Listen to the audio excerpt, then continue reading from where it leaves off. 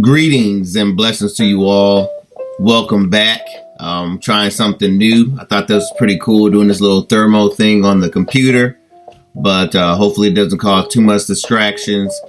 And also I do have a little music in the background. I'm feeling a little jazzy today, so I thought I will come out there and go ahead and just relax a little bit. It's been an interesting day. Interesting week. We're on week 11.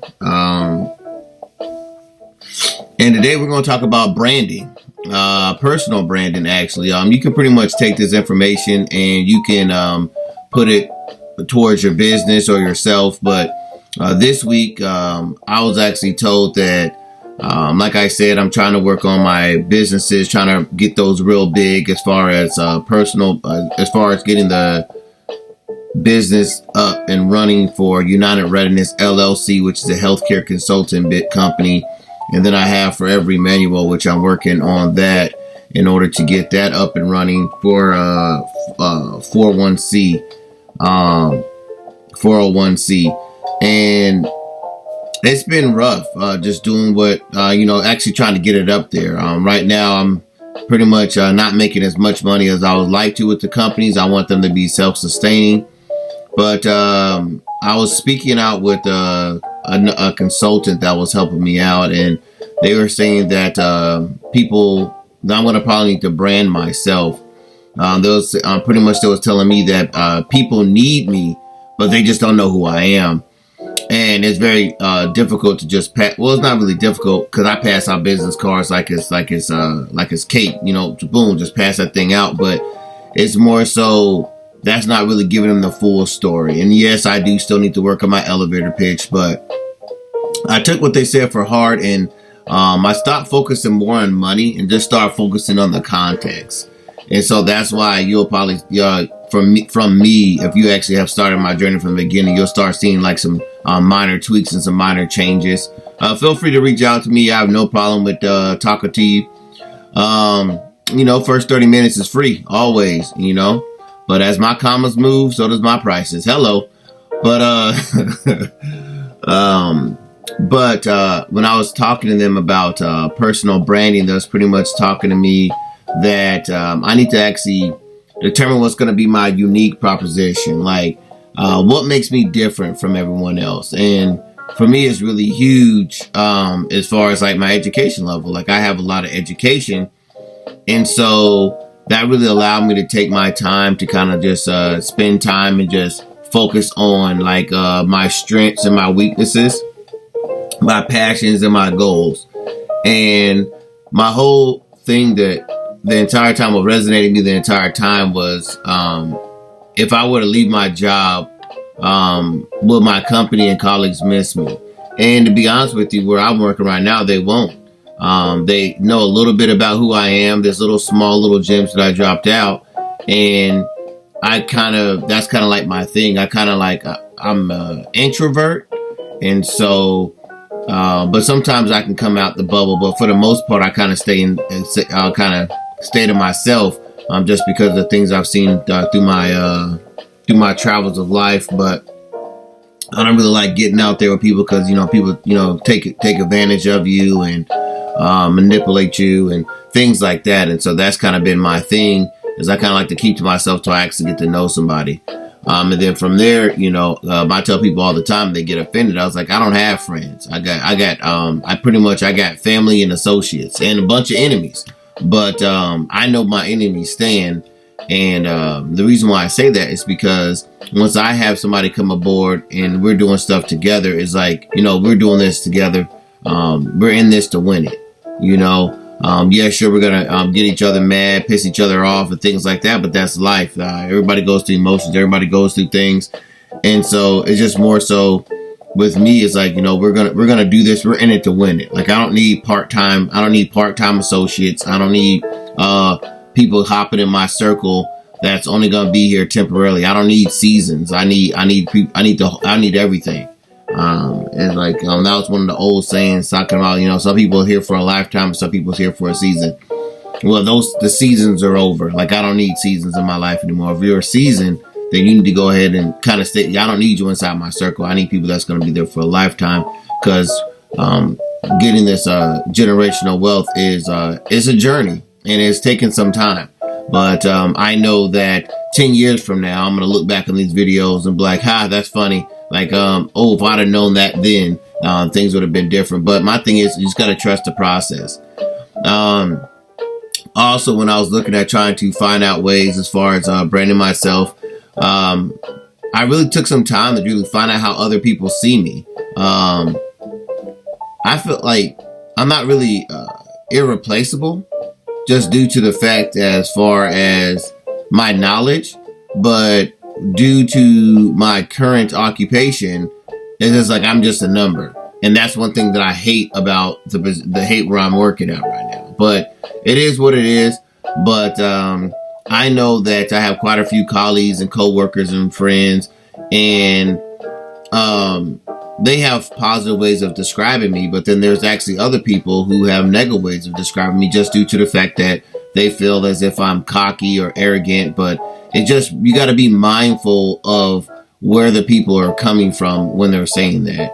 So that might be a little thing you can try out with yourself. Just talk to some of your friends, talk to some of your peers, and ask them, hey, if you gave me 5 adjectives, like, what would they be? Like, and you can kind of go from there to kind of see, what you're good at, what your strengths are, and which areas do they view you're actually replaceable with.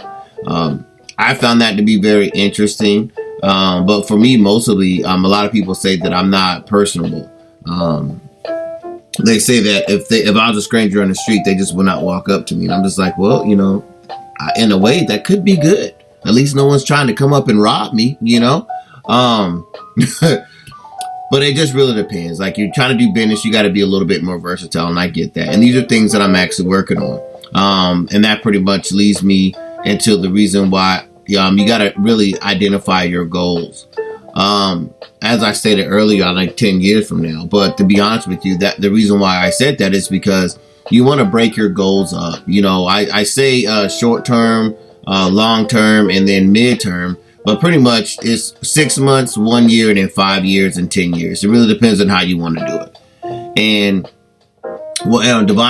dividing those goals up, that'll actually help you be able to craft your message and kind of help people know who you are, and helps will help you reach the people that want to go out to you. Like, for example, I know that by the end of this year, and by the end of 2021, my goal is to make 200,000 plus. By the end of 2022 to make 300,000 plus, the end of 2023 to make 500,000 plus, 2024 1 million plus, and then 2025 3 million plus. So to those listening and that know me and know where I'm at right now, that may seem not achievable, but that's your opinion, and it's my life, and that's where I'm trying to go. Those are my actual personal goals, and I'm gonna do everything I can. I am a problem solver, and I do strive to get my goals. I remember Steve Harvey said at one time, talking about there's a guy that he set his goal up a little bit too high and he didn't make it, and another guy that set his goal at very low so he could make it. And the only difference was between the other guys, like, now he barely missed his goal, so now he knew how to get where he wanted to go as far as his goals. So in the end, I'm all about getting that 3 comma club. So that's where I'm trying to be at. I want that lifestyle. I like it, and I feel like I'll be able to help a lot more people out with that, because that's one thing that I've heard from a lot of people that are millionaires and billionaires. All of them say the same thing. It's like, it's easy for me to help people when I got money. You can't help nobody if you don't have any money. So yeah, you definitely want to identify your goals. And where I feel like I was having a problem with is I was having an issue with trying to get my not knowing what my target audience was. Like, I had to kind of like branch that out. And so now I know it's in healthcare. So regardless of the matter, both of the businesses that I'm doing, all that could be pushed back into healthcare, because everybody needs healthcare. No one's getting younger. Everybody's getting older. So that really helped me out to kind of hone in my message, and it kind of helped me deliver my message in the right place. That's why I have over a thousand connections on LinkedIn, and pretty much more than half of them are all healthcare. All of them are healthcare. And then I'm really passionate about drug and alcohol. So that's pretty much where I'm leaning most of my energy towards. But healthcare overall is kind of where I want to stay as far as doing my healthcare consulting company. However, I can always use my Lean Six Sigma Black Belt to help anybody. But right now, that is what my focus is. But if there's like some extraneous variables that are coming up and saying, hey, I really like that. If the money's right, I'm all about it. And I have no problem with doing a Lean Six project for that. Well, a DMAG project anyway. But let's see. My priorities. So that was one of my biggest issues, priorities, because I'm all like zippity, zippity, zoom, zoom, zoom. And so you got to prioritize. You got to do that or you'll spiral. The individuals that know me very well know that I will spiral really quick. And the only people that know I'm spiraling are those that know me. Everybody else will look like, to someone that doesn't know me, will be like, oh, he got everything under control. But there's only like a couple people in this world. I would say less than 5 people that will know what's going on in my head when I'm doing certain things. And that happens because I'll be in the middle of doing something and everybody come. Because, for some odd reason, where I work at, it's always somebody's piss poor planning is my emergency. And so I'll be in the middle of doing something. Here we go. Boom. We got an emergency. And I'm just like, no, you knew about that 2 months ago. So I'm not understanding why we talking about that right now. Like, how's that on me? But anyway, I do what I got to do because that's what I do. I'm a problem solver. I fix things. That's what I do. But overall, you got to prioritize. Like, so for example, like for me, I know that my number one focus is getting that schoolwork done, because by the end of this year I'll be a PhD candidate. So all next year, all I have to focus on is me getting my dissertation done. So y'all be on the lookout for that. Boy, your man about to have another robe, you know what I'm saying, getting another sash on me. And then from there is my business stuff, and then after that I got self-care. And so the issue with that is I already know that I need to be having self-care at the forefront, but I'm still working on that. I'm still learning how to adapt and get things situated where I can actually start taking care of myself. I'm too busy trying to take care of everybody else. But I am working on that. That is something on my top of my list, because I know self-care is good health. If you're not actually taking some self-care time, then you're going to end up, what are you doing it for? You're going to end up driving yourself into the ground. So you got to be mindful of that. So let's see. You got to pay attention to the details. That is one thing that I've been having a horrible time with, because I'm normally typing up, throw things out there. And I know some of you guys may even see sometimes that I probably put the wrong word or misspell something. I'm working on being consistent with my branding message, but even with my emails now, that's why I have signatures, and I just say bump it. I'm just going to make a signature versus trying to make something up every day.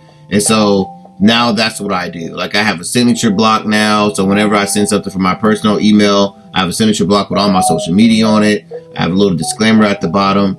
And so you have to be mindful of that.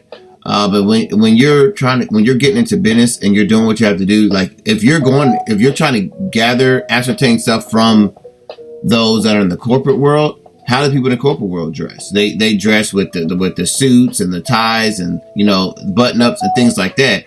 So you got to be mindful of that. But if you're trying to do like a skateboard park, then, you can dress different. So when I say pay attention to detail, I'm talking about like the full you. Like the way you dress, your body language, how you behave with your coworkers, the emails that you write. And you got to be consistent with that everywhere you go. Like anybody that's seen me, the way I uphold myself is I had to pretty much kind of stop just hopping up in the bucket with everybody and trying to be everybody's friend. So that's no longer what I do. However, I could be everybody's mentor. And so that works for my brand. And so that's something that I started working on a very long time ago, is working on my branding as far as mentorship. Did not know that I was doing that, but that's what I did. So anybody that knows me, you come to me with a problem. Hey, we're about to sit down. We're going to talk about 5 to 10 minutes. And if it's something I'm passionate about, it might be 30 minutes to an hour. And then boom, we're going from there. But when you leave that conversation, you're not going to have any questions. You're going to know what you need to do. You're going to have some homework, and you can come back and talk to me about it or not. Me personally, I just want to give you the information. I feed everybody, but it's just more so, hey, it's up to you if you're going to chew that and digest it, or if you're just going to spit it out because it's too much work for you. It's too tough. So you got to spit it out, but it is what it is. I talked to another lady as far as updating my resume, so I did do that. Now, you should have a short-term and a long-term goals, as we talked about before, and you got to ensure that your resume is accurately defining that who I am. And for me, what I did was, before, I had everything based off of my businesses. So I had like United Readiness, I had Forever Emmanuel, I had when I was the VP of marketing, and I had those up there. And to be honest with you, didn't really work, because everybody's like, well, why in the world are we going to try to do something for you? And your focus is on your own two businesses. So I updated my resume.